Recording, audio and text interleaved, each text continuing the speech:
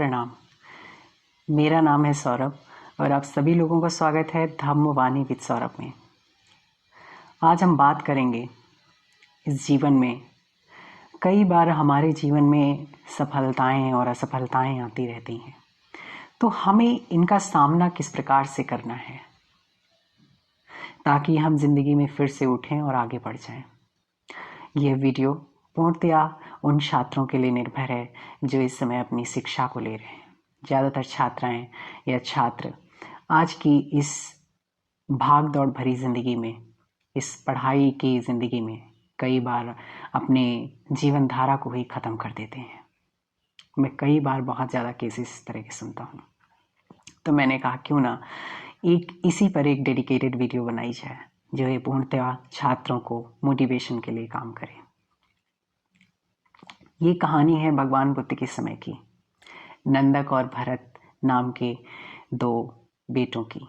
एक सेठ के यहाँ दो बच्चे उत्पन्न हुए थे, नंदक और भरत। दोनों बहुत ही ऐशो आराम से पले बढ़ते हैं, उनकी परवरिश भी बहुत अच्छे से होती है। तो वो देखते हैं, वो सुनते हैं कि नगर के ही एक शोण नाम के एक सेठ के पुत्र ने प्रवज्जित होकर के और अपनी लग्जूरियस लाइफ को छोड़ करके वो प्रवज्जित हो गया है और वो कुछ ही समय में काम करते करते अरहंत हो गया है। तो नंदक और भरत के मन में भी एक तरह का धर्म संवेग जागता है कि क्यों ना हम भी जो है प्रवज्जित होकर भगवान के शासन में और अपने आप को इस जीवन के सत्य की खोज में लगा देते हैं और अरहंत की अवस्था प्राप्त करके इस जीवन को सुखमय बना लेते हैं, सार्थक बना लेते हैं। तो उन दोनों भाइयों ने निश्चय किया, भगवान के पास जाकर के प्रवज्जित हो गए। तो जो भरत था वो कुछ समय में ही काम करते करते अपने पूर्व पुण्य पारमिताओं के प्रभाव से वो बहुत ही जल्दी अरहंत की अवस्था को प्राप्त कर जाता है। लेकिन उसका छोटा भाई नंदक, वो उसकी पूर्व पारमिताओं के प्रभाव का कम प्रभाव होने की वजह से और पूर्व कासायों के धारण होने की वजह से, पूर्व विकारों के धारण होने की वजह से उसके मार्ग में बाधा आ रही थी। उसने बहुत प्रयत्न किया लेकिन वो मुक्त नहीं हो सका, अरहंत नहीं हो सका। एक दिन वो बेचारा निराश होकर के एक पेड़ के नीचे बैठ गया। वहां पर उसका भाई भरत जो है उसके पास जाता है, नंदक के पास में, और भरत नंदक से कहता है, भाई तू क्यों उदास बैठा है, क्या हुआ तुझे? तो नंदक कहता है कि मैं काफ़ी दिनों से इस ध्यान में कोशिश कर रहा हूँ, ध्यान करने की कोशिश कर रहा हूँ, मुक्ति पाने के लिए प्रयास कर रहा हूँ, लेकिन मुझसे नहीं हो पा रहा है। मुझे ध्यान की अवस्था में वो सफलता ही नहीं प्राप्त हो पा रही है। छोटा भाई बेचारा बहुत उदास था। बड़े भाई के मन में प्यार उत्पन्न होता है। वो देखता है, दोनों भाई देखते हैं कि दूर पर ही रास्ते में जो है काफ़ी बड़े बड़े गड्ढे थे कीचड़ से भरे, और कुछ बैलगाड़ियां जा रही थी। तो बैलगाड़ियां जब जा रही थी तो उनमें से एक बैल का जो है, एक जो बैलगाड़ी का जो चक्का था, पहिया था, वो उसी गड्ढे में फंस जाता है जाकर और बैलगाड़ी रुक जाती है। बैल काफ़ी प्रयास करता है लेकिन वो निकल नहीं पाता उससे।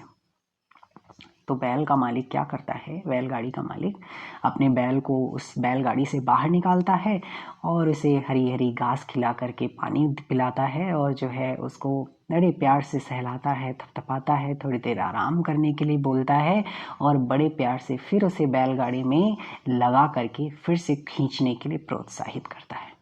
तो बैल फिर से जो है तैयार हो जाता है उस बैलगाड़ी को खींचने के लिए, और उसके अंदर नए उत्साह के साथ में जब उस बैलगाड़ी को खींचता है तो बैलगाड़ी बाहर निकल जाती है। तो बड़ा भाई कहता है अपने छोटे भाई को, एक घटना को देख कर देख, उसने क्या किया बैल के मालिक ने अपनी बैलगाड़ी को निकालने के लिए, उस बैल को बड़े प्यार से प्रोत्साहित करके फिर से काम लगने के लिए उसे लगाया, फिर से काम में लगने के लिए उससे प्रोत्साहित किया, और देखो वो बैलगाड़ी निकल गई। इस जीवन में कोई काम मुश्किल नहीं होता है। आज के जो छात्र हैं, जो तैयारी कर रहे हैं, या जो बहुत मेहनत कर रहे हैं अपनी अपनी सफलताओं को प्राप्त करने के लिए। कई छात्र बहुत जल्दी सफलता प्राप्त कर जाते हैं, कई छात्र नहीं कर पाते हैं। यहाँ पर भी मैं एक बात कहना चाहूँगा, हमारे जीवन के कई लक्ष्य हमारे पूर्व कर्मों के आधार पर भी निर्भर होते हैं। जिससे मैं एक छोटा सा उदाहरण देता हूँ आप लोगों को। खाना आपके सामने आता है अगर, तो वो खाना आपके पूर्व पुण्य की वजह से आपके सामने आता है खाने के लिए। लेकिन खाना या ना खाना ये आपके ऊपर पूर्णतः निर्भर करता है कि आप खाना खाना चाहते हैं या नहीं चाहते हैं। इसी तरह से जिंदगी में हमारे सामने मौके आते हैं, तो मौके आते हैं, उस मौके का फायदा उठाना या ना उठाना ये हमारे ऊपर निर्भर करता है। आपको आपके माँ बाप ने एक मौका दिया है पढ़ाई करने के लिए, या मौका दिया है कुछ काम करने के लिए, अपने ज़िंदगी के लक्ष्य को हासिल करने के लिए। अब इस पे काम करना है या नहीं करना ये आपके ऊपर पूर्णतः निर्भर करता है। लेकिन मैं एक बात और कहना चाहता हूँ, कई बार आपको बार बार आपको असफलता का सामना करना पड़ेगा। ये आपके पूर्व पुण्यों के प्रभाव से भी हो सकता है, और कई बार आपकी ना मेहनत करने की वजह से भी हो सकता है। जरूरी नहीं होता कि हर बार आपके कर्म के विपाक की वजह से ऐसा हुआ, कई बार आपकी ना मेहनत करने की वजह से भी होता है। इसलिए उस बैलगाड़ी के मालिक की तरह अपने मन को बड़े प्यार से समझा करके कि चलो कोई बात नहीं, फिर से देखते हैं, और उसको प्यार से समझा करके फिर से उस काम में लगा देना है। मन बार बार गिव अप करेगा, मन बार बार हार जाएगा कि नहीं, मुझसे अब नहीं होगा, मुझसे काम नहीं हो पाएगा। उस बैलगाड़ी के मालिक की तरह अपने मन को फिर से प्यार से बोलना है, नहीं आप कर सकते हो, और फिर से उसे प्रोत्साहित करके फिर से काम में लगा देना है। और पता है आपको, उस नंदक और भरत के साथ में क्या होता है, वह नंदक भी, उसका छोटा भाई भी जब दोबारा मेहनत करता है, दोबारा प्रयत्न करता है, तो उसको कुछ ही दिनों में अरहंत की प्राप्ति हो जाती है, मुक्त अवस्था की प्राप्ति हो जाती है। शायद अगर आज उसने जो है उसी दिन अपना गिव अप कर दिया होता कि मुझसे तो अब नहीं हो पाएगा, मुझे अब नहीं करना, तो शायद उसे मुक्त अवस्था की प्राप्ति कभी नहीं हो पाती। लेकिन उसके भाई के प्रोत्साहन की वजह से और खुद स्वयं नंदक की वजह से, क्योंकि नंदक ने क्या किया, खुद जो है मेहनत किया, खुद को अपने आप को प्रोत्साहित किया अपने काम करने के लिए कि नहीं मैं कर सकता हूँ, और फिर से काम करने के लिए प्रोत्साहित किया, और दोबारा वो सफलता प्राप्त कर लेता है।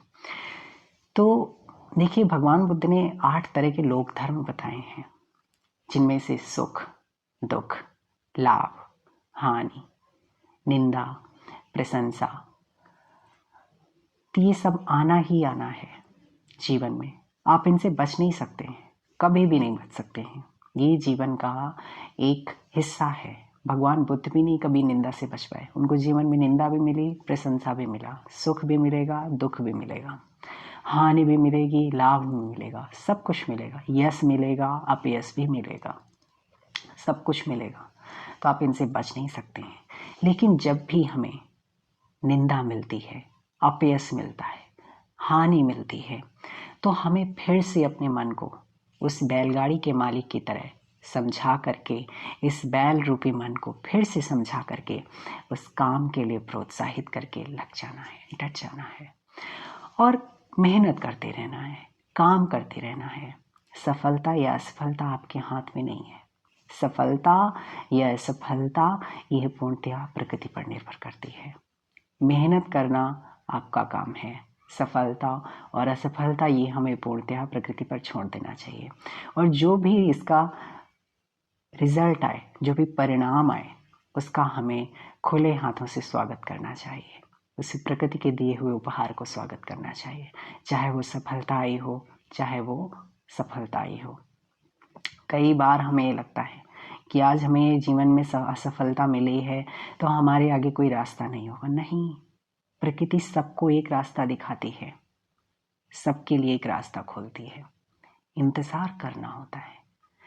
दिन है तो रात भी आएगी ही आएगी जीवन में। दुख है तो सुख आएगा ही आएगा जीवन में। कभी निराश नहीं होना है जीवन में।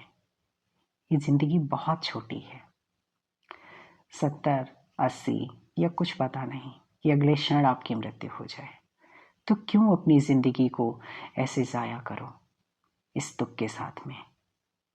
जो भी आप काम कर रहे हो, जो भी पढ़ाई कर रहे हो, जो भी असफलताएं आपको अगर मिलेंगी, सामना तो करना ही पड़ेगा। सामना करना पड़े भी तो भी हारना नहीं है। उन असफलताओं को भी स्वीकार करके, मुस्कुरा करके उनका स्वागत करना है और फिर से एक नए रास्ते की तलाश में पड़ जाना है। मेहनत करते रहना है, करते रहना है। जब तक आपको पूर्णतया लगे कि अब बात नहीं बनेगी, तो फिर मुस्कुरा करके दूसरे काम को पकड़ लेना है। ये जीवन में, हर व्यक्ति के जीवन में संघर्ष है। जिस तरह से आपको लग रहा है आपके जीवन में संघर्ष है, आप जिसको सफलता कहते हो उस व्यक्ति के जीवन में उतना ही संघर्ष है। हर व्यक्ति यहाँ पर इन 8 लोक धर्मों से गुजर रहा है। यश, अपयश, निंदा, प्रशंसा, सुख दुख, लाभ हानि, इन सब से गुजर रहा है। कोई व्यक्ति अछूता नहीं है।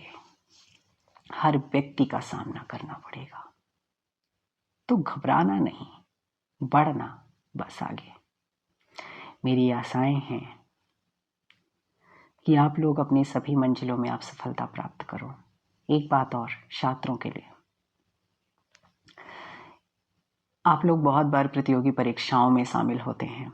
इसके बाद में कई बार आपको सफलताएं या असफलताएं हाथ लगेंगी और बहुत छात्र क्या करते हैं, अपनी कई बार जीवन धारा को ही समाप्त कर लेते हैं इन तुच्छे से एग्जाम के लिए, इस तुच्छे से चीज़ के लिए।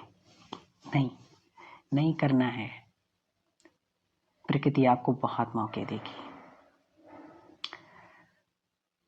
समाज के लिए, अपने रिश्तेदारों के लिए, परिवार के लिए या किसी और के दबाव में आकर के अपनी ज़िंदगी को मत ख़त्म करिए। ये बहुत कीमती है, बहुत मूल्यवान है।